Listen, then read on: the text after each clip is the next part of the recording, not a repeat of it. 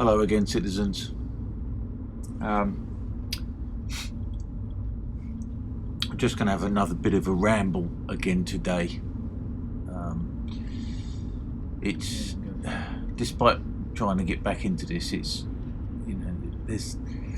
there are a lot of pressures on my time trying to craft videos, so I'm just gonna wing it again. But I wanted to talk about,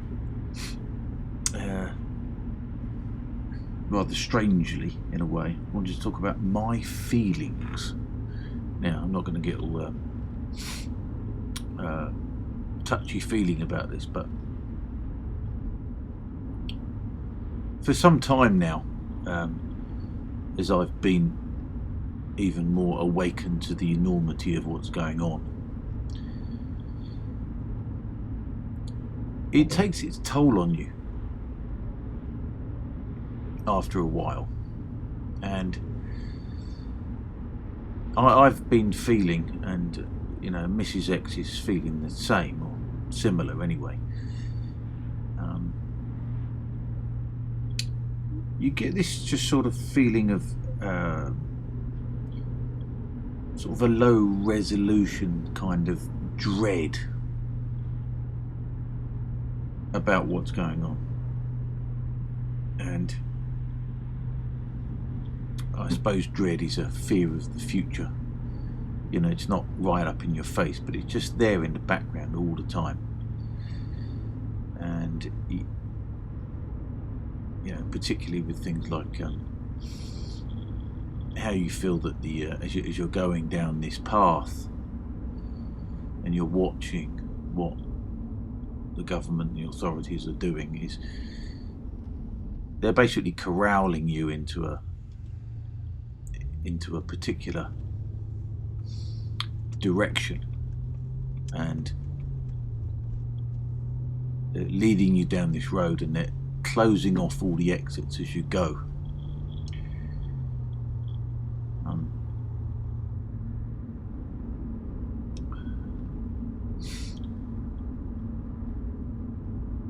For instance, the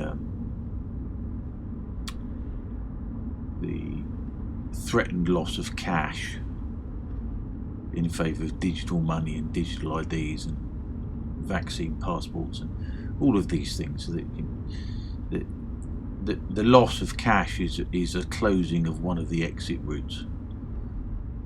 Make everybody go digital, and this is not the time.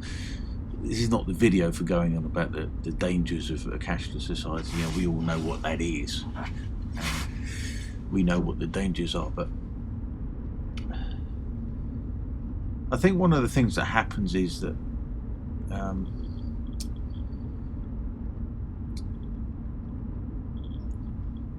you become siloed in your own thoughts,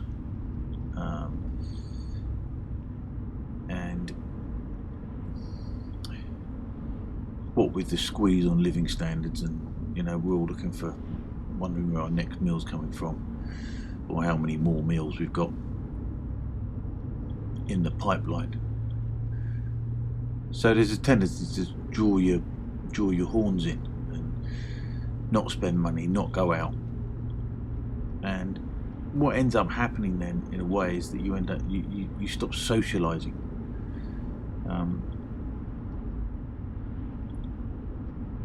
Socializing is it's tricky for us anyway, because in order to maybe see your friends and have a pleasant time seeing your friends, there are certain subjects that you keep off, certain subjects, or you don't approach them all the time. So at least I know when I go out and see my friends, there are some times when I make a decision that I'm not going to talk about COVID, and I'm not going to talk about all the other stuff that I talk about to you guys. And this is just a way of maintaining some sort of normal human social life. It's a pretense, because you have to pretend that something isn't happening that is happening. But but you do need it. You know, and in order to, in the hope that, you know, your friends and family will eventually see the light, so to speak. You know, you want to maintain those. You want to be there when they come out of the tunnel.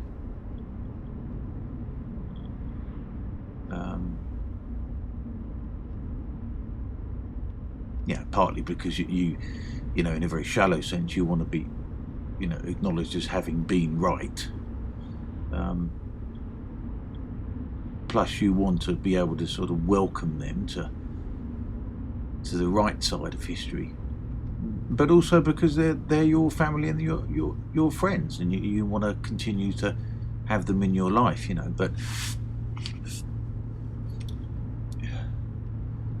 like I say, you do get siloed in your own thoughts, and so, I mean, I know that I'm guilty of this. You know, I come home from work and first thing I do is open the computer and see what's been going on Twitter. You know, now, as we all know, Twitter is a sewer, but it is a, you know, it's a place you know, you have to get your hands dirty. You know, otherwise you're living in a dream, you know, in a fantasy world, you know, because you're living in the world of the BBC and the Daily Telegraph and the Guardian and dare I say it, you know, the Jungle thing with Matt Hancock in it. I mean, not having a television helps that to a certain degree, but you do get even more isolated in your own echo chambers by not having all the, you know, the putrid of the BBC telling you all this shite all the time.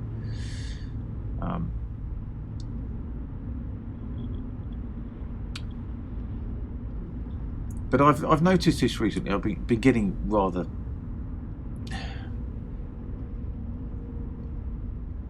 I wouldn't say depressed, but dispirited about certain things, and you can see these horrors unfolding, and, you know, particularly with the so-called cost of living crisis. You know, many of us have been warning about this inflation for 2 years. I mean, I'm no economist, and I knew what was going to happen when they printed 500 billion quid's worth and spent it on nothing. You know, I knew what was going to happen, and I'm just a fucking plumber. And here it is. It's happening now, you know.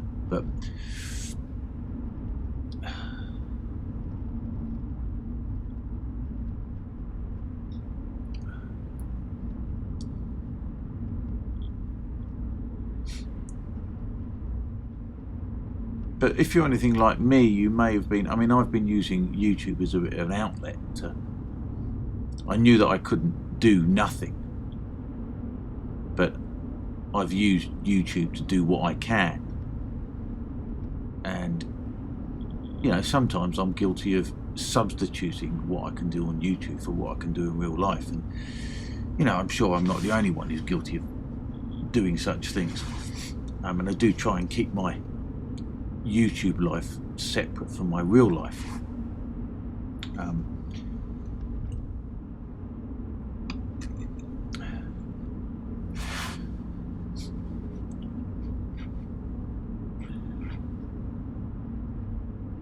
But I do feel that it's, you know, there's checks and balances. You know, you lose something in real life, you gain it on your online life, and vice versa. Now, when the world is going to hell in the handcart, everybody's being a moron, as they have been for 2.5 years, it's not really surprising that I have, and I'm sure others have, find some sort of sanctuary in the sanity of other people online that think as they do, think as we do. And maybe we needed that. Maybe we needed it for 2 years. But there has to come a point when we've got to come out of the bunker and get involved in the real life now. Mrs. X has been quite good on this, and she, in her real life, she just says she just drops little remarks in, or asks people things and asks them open-ended questions, trying to get them to think about it. And she tells me about these little things that she does when she's around and about, and she tells me about it, and she seems quite pleased with herself, and she should be, because those little pearls of truth that she drops, they will germinate and they will turn into something. And as the entire world is basically beginning to acknowledge that we were right all along and they were all wrong, they're not going to come out and admit that straight away. The first thing they're going to do is they're going to try not to talk about it. That's the first thing. And they're going to think, oh, well, it's all over now. Oh, COVID's all over now. And they're going to try and forget about it.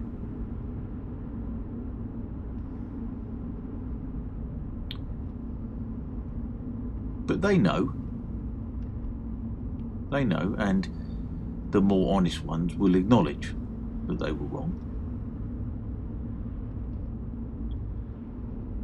And the most, vicious of those people who were wrong will never admit they were wrong, because it will cost them too much to admit that they're wrong.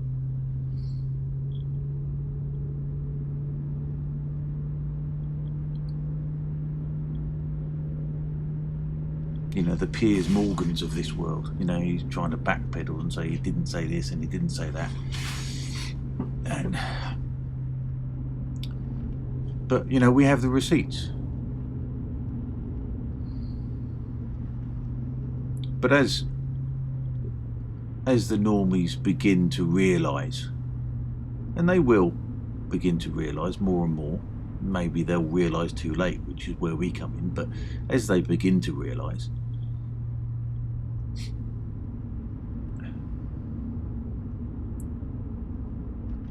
they're going to have to be allowed to get there on their own time, at least with regard to their own behaviour. And it's another dispiriting thing about this whole thing is that we have pretty much all been vindicated. I never expected to be this vindicated. But we are, by and large, nearly all being vindicated about almost everything.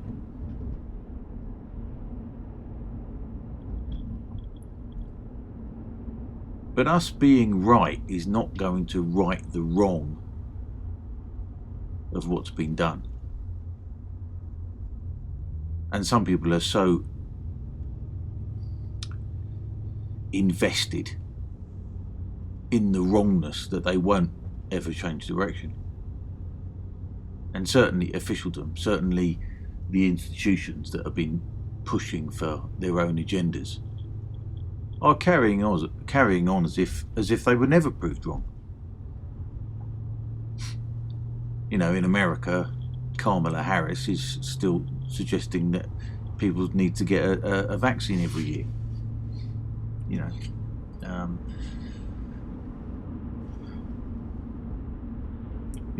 The Swedish experiment has been proved almost universally was the right approach, and nobody's mentioning it.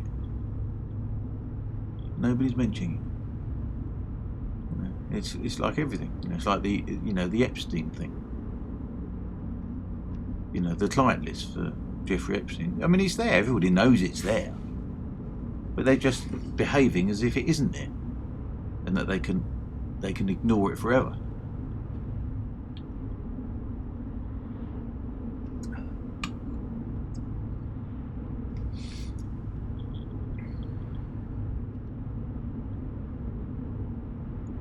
So just because we're right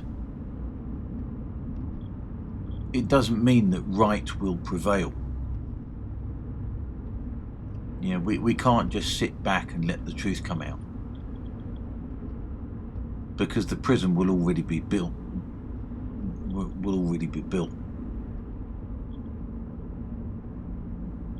And nobody will want to talk about who was right and who was wrong. And when we're all completely siloed up in our own little cells, it won't matter, because we won't be able to talk to each other.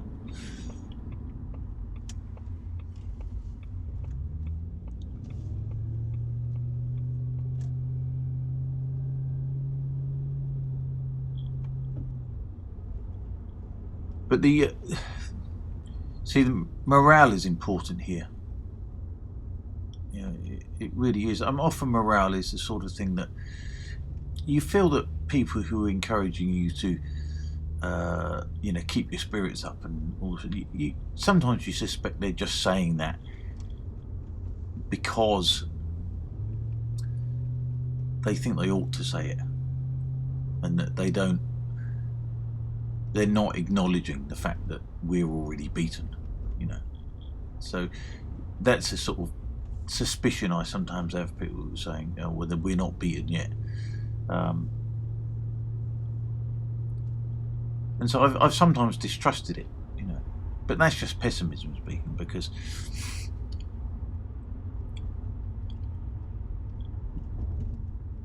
it's never too late to fight for your own freedom. It's never too late for it. The later you leave it, the more difficult it gets, but it's never too late to do it. So morale is important, and it's more important than I thought as well.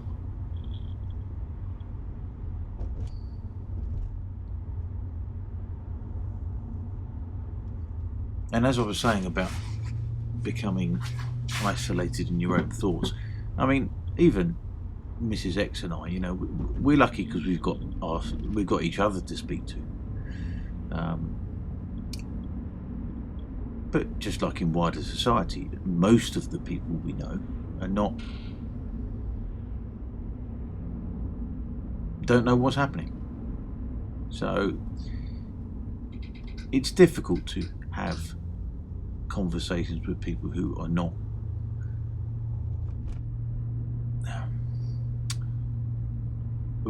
conscious of what's happening. So in a way, one of the things that is,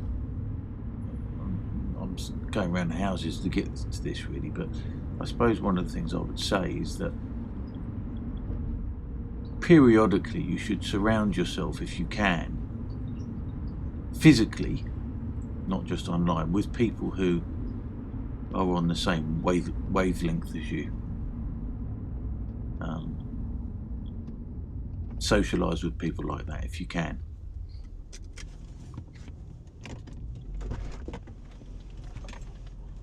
And you're not going to find it in general society. You're going to have to look for these groups. One of the early groups that I got involved in was this group called UK Citizen. It's called UK Citizen now. It used to be UK Citizen 2021. And we started going to libertarian drinks, which is I think there's all sorts of chapters all around the country. I think it was started by James Dillingpole, I think. And this is just another example of where you can just go and be with people who aren't totalitarians. And then there's a latter group that I've signed up to. I haven't done anything yet. Is the International Liberty Forum by this guy called Matt Gubber, I think his name is. I'll try and put a link in the description. But I think one of the reasons that you can get a bit bogged down is that you don't necessarily mix with people who think like you. We live in a fairly atomised society, and of course when you when you're in this sort of 5 or 10 or even 15% of people who are against the mainstream, it's more difficult to find people. And the tendency is that you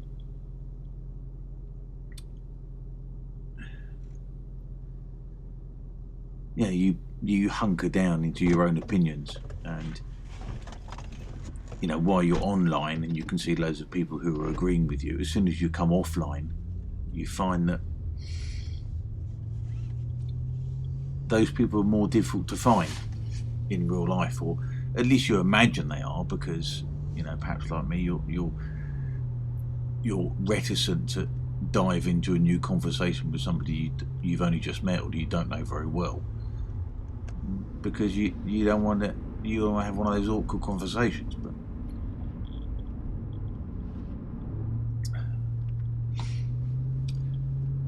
But I think it's important to try and surround yourself with other like-minded people, and I'm going to try and do more of it.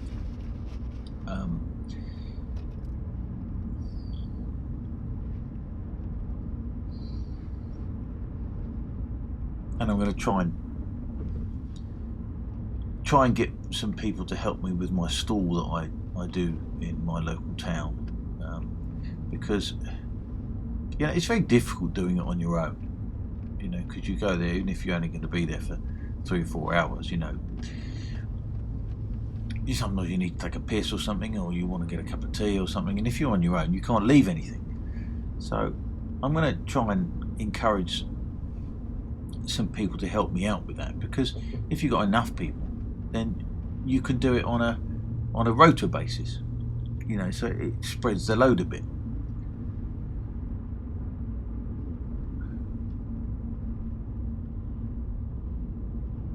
But it does feel much better when you do stuff than when you don't. It feels better to do rather than to complain.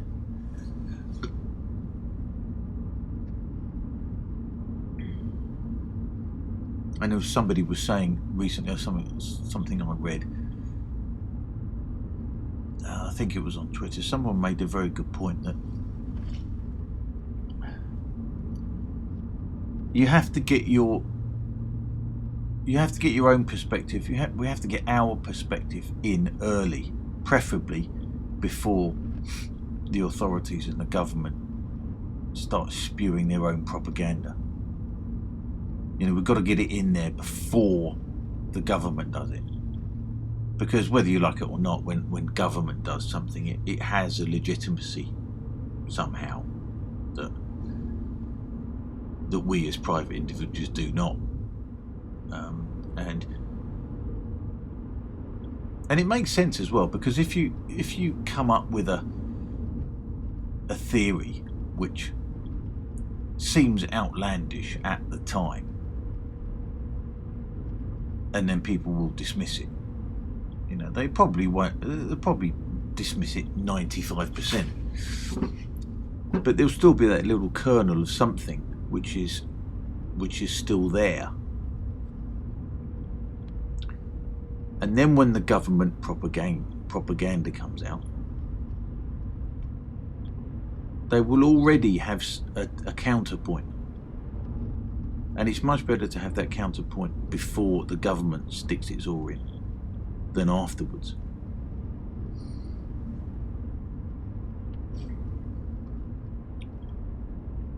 The cashless society is a perfect example. We can talk about how it's the end of human freedom. However, the government will track every single purchase you make. They'll take tax at source, even if you're self-employed.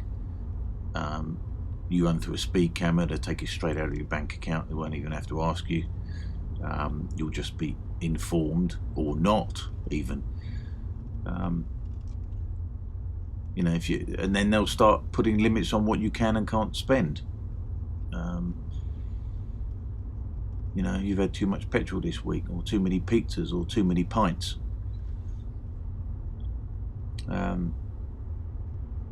You've got a subscription to this, to whatever YouTube channel, and they might dock you for that. So it's quite easy to show the downsides of the cashless society.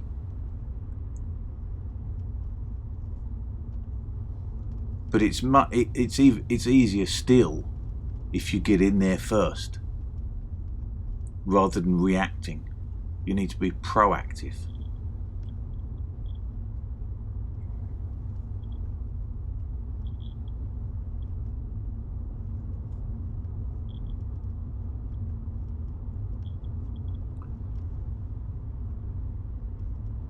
So that was not something I thought of before this person.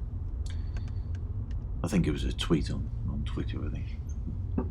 But it was an idea I'd not thought of. The idea that we've got to get our narrative in first.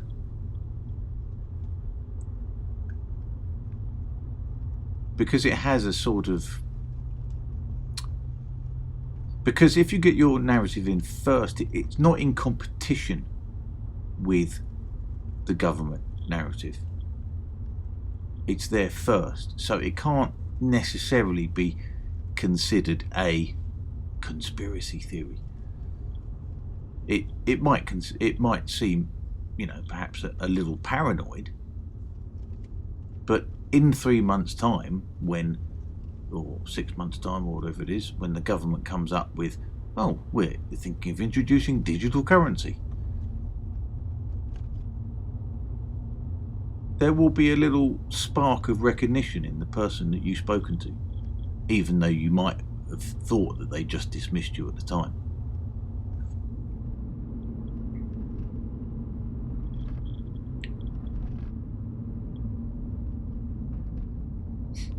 So I think we've got to be brave. We've got to speak to more people. And of course, if we socialise with people who speak like us, it will embolden us. We won't feel so alone. And so, we're not as alone as we were 2 years ago. But the agenda's moved on 2 years. So I do think that this is the issue we've got in a way is one of, it's a bit of a race.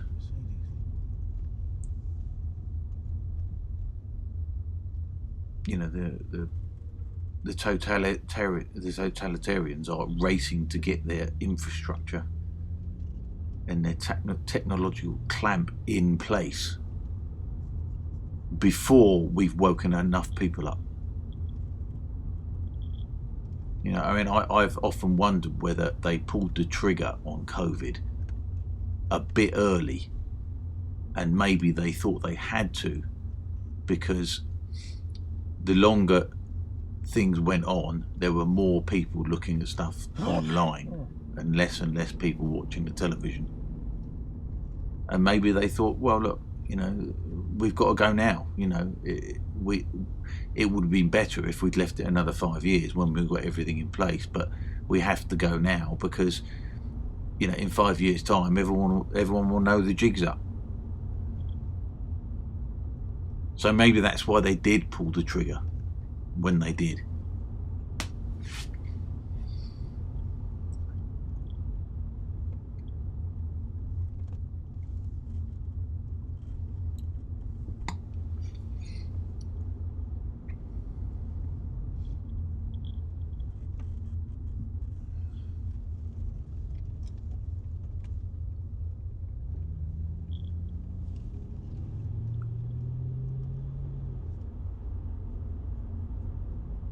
But it is it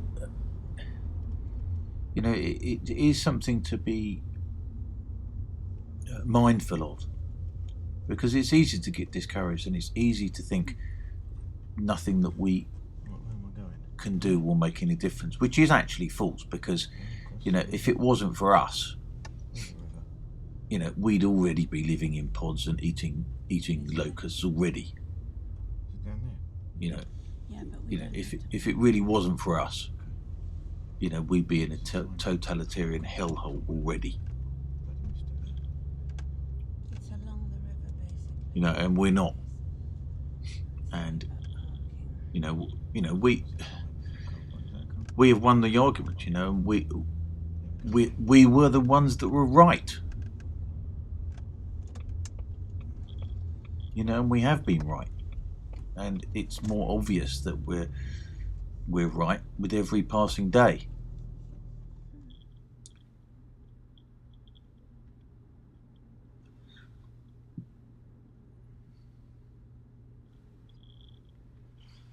But being right on its own is not sufficient.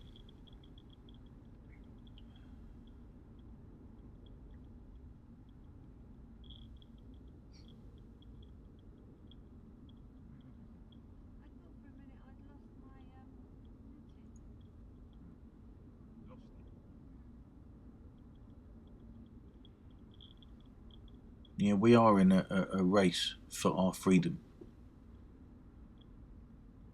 We can't weaken, and we have to believe we can win, and I do believe we can win.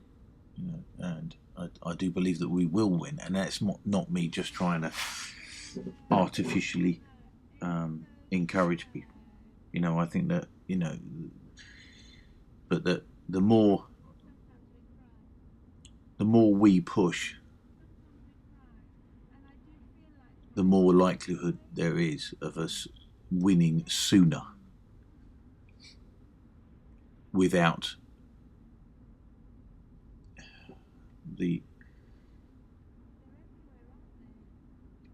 without the damage that will be done if it takes a lot longer to win. Because there will be casualties. And there will be people who are sent to jail for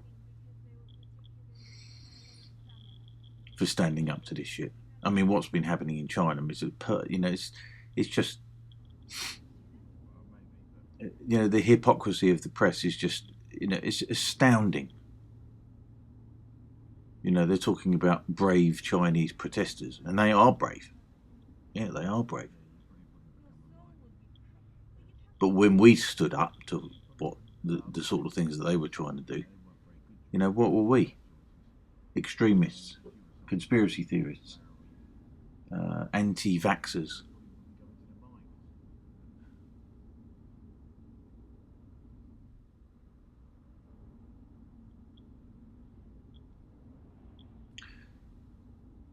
And I am an anti-vaxxer now.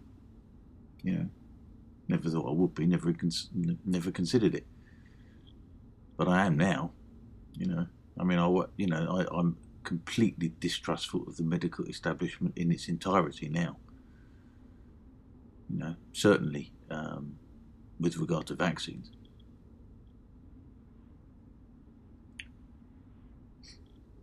I think I read somewhere, you don't quote me on this, but I read somewhere, it might have been in America, the vaccine schedule for children in America, I think it was America, is approaching 100 vaccines now. I mean, it's just insane. The idea that a human being cannot survive on this earth without 100 vaccines is just ludicrous.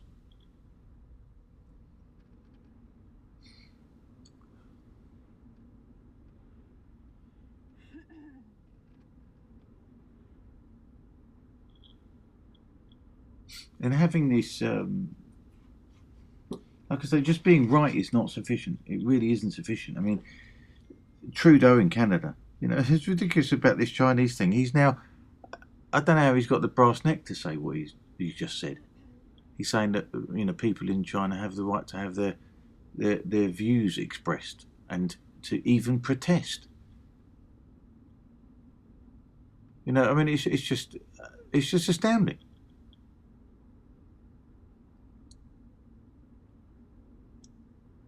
How we can have the brass neck to say such a thing after the way he treated his own people. It's just, how they can say that and keep a straight face. It's just astonishing. It's as if they think we've got the memories of goldfish. well, maybe, I mean, most people have, I guess, just as most people have no principles, and they have no memory.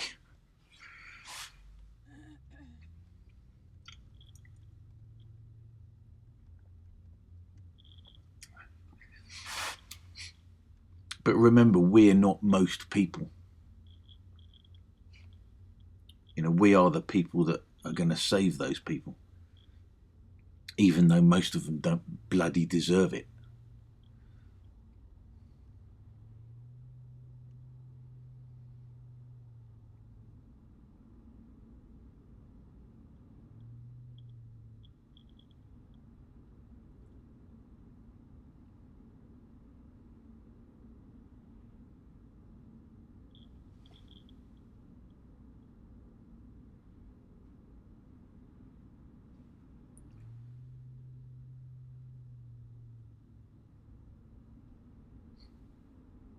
But their saviour, their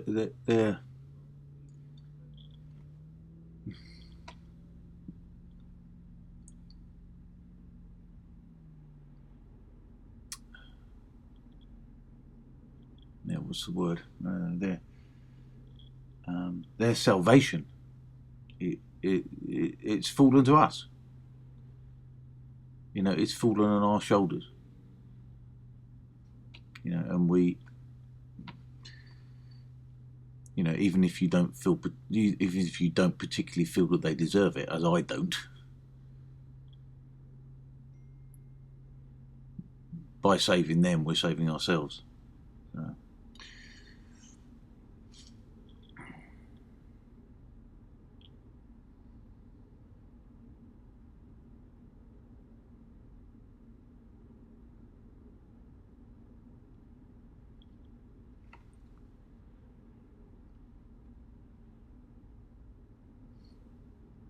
Will they ever thank us for it?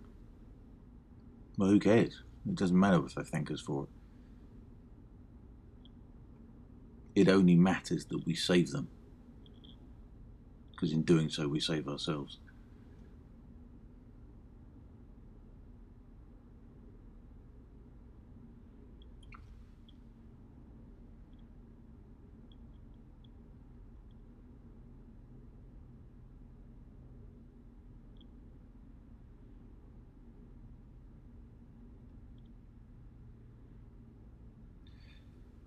So, like I say, I'm going to be a bit more proactive about, not necessarily about my activism, such as it is, although I'm going to continue to do what I can.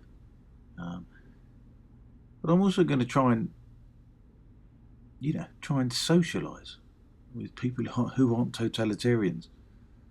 I bet you never thought that we lived among so many totalitarians, that we lived among so many people who would turn on us because the government told them to. That's not healthy to hang around with such people. It really isn't.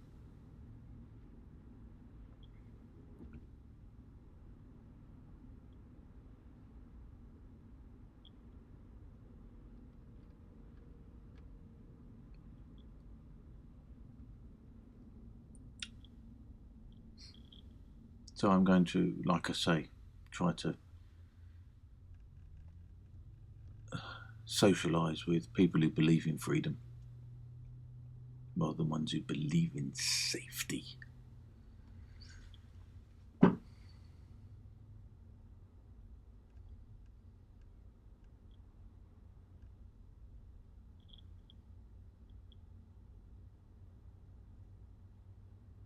There's not much of a belief system, is it? Safety. Oh, what are your political beliefs? Oh, I believe in safety.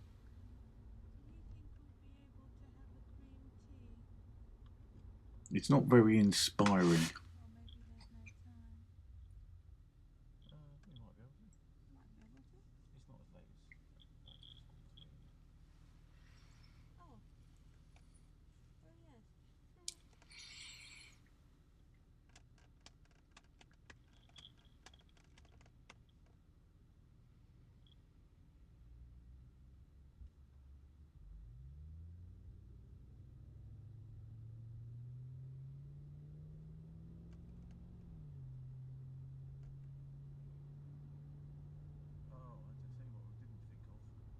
So my local libertarian drinks is the third Wednesday of the month. It might be different where you are, but it's worth going to.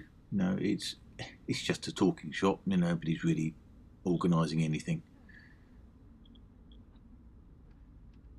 but it's just pleasant. It's pleasant and it makes you feel better that other people like you out there.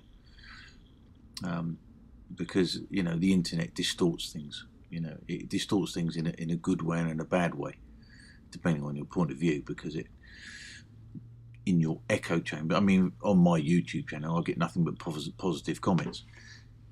Which is of course is it's nice to have, obviously, but it basically just means that I'm preaching to the converted. I'm hoping it has some value beyond that. Some people tell me it does, so that's a good thing and worth having. But it would probably be better for me and better for my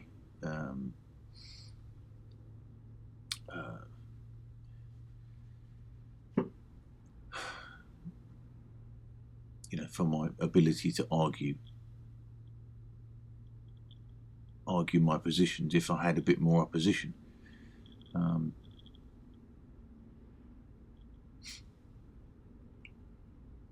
But I'm not complaining about that at all. It's just one of those things. It's I do what I can within the constraints that I have, and this is why I thought my stall that I do would be a better thing in a way, because there's no filter. It's just like random. I'll get random people come up to me and start talking. The trouble is, when I'm doing it on my own, there's not enough random people. So if we had two, even just an extra person helping me, it would be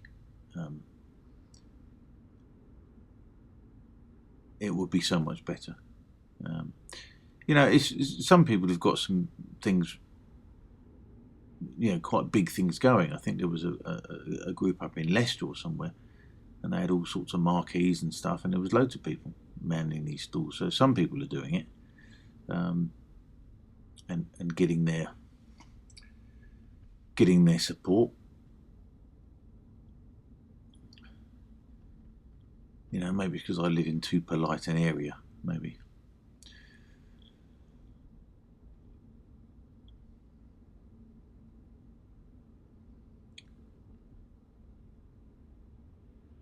You'd be surprised how much of a barrier to genuine freedom politeness is.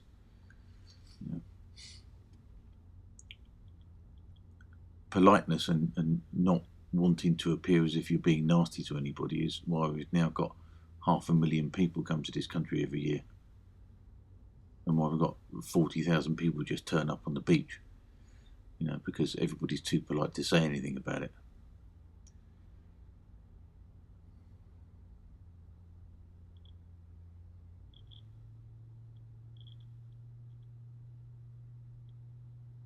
Politeness has its place, but then so does directness, so does bluntness.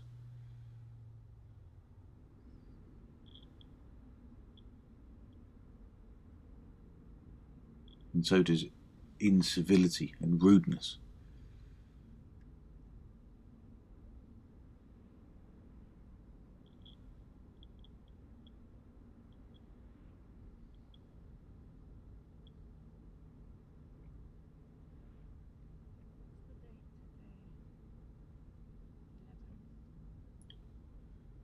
So I would encourage you to try and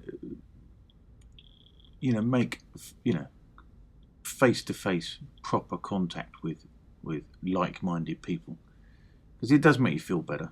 It makes you feel as if you're not alone. And there's more people out there than you think that actually agree with you.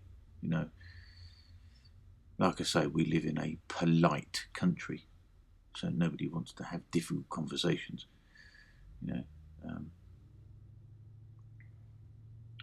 But you'd be surprised how many people do agree with us. You know, quite a lot of people agree with us and just don't say anything out of some out of cowardice and some out of just laziness.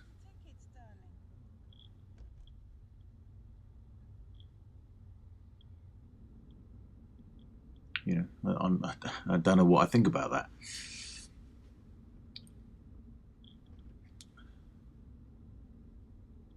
But this burden is ours, you know, whether we like it or not. You know, we can see the truth.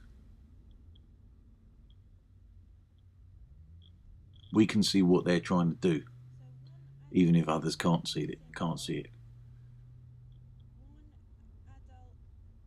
So it's not even as if we've chosen this burden. It chose us.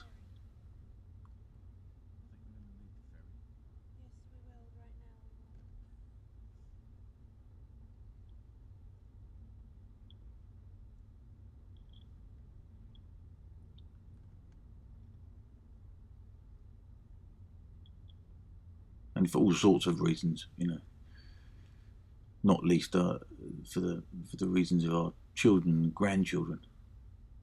You know, we have to shoulder this burden. We have to take the slings and arrows that will come our way. But you know, we have come a long way. You know, it's been the largest psychological attack that any of us have ever been subjected to, and we've come out the other end of it. You know, and we haven't been corrupted, and we haven't been coerced. And whilst I'm sure that they haven't actually yet done their worst, I don't think they thought we were going to be. I think they thought we were going to be more of a pushover.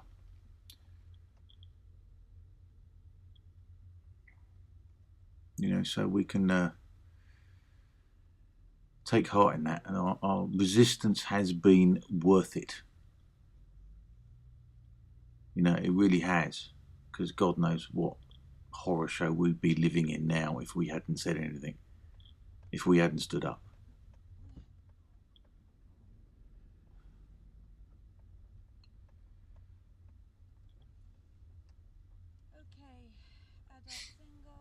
So anyway, take heart, comrades, and I'll see you next time. There's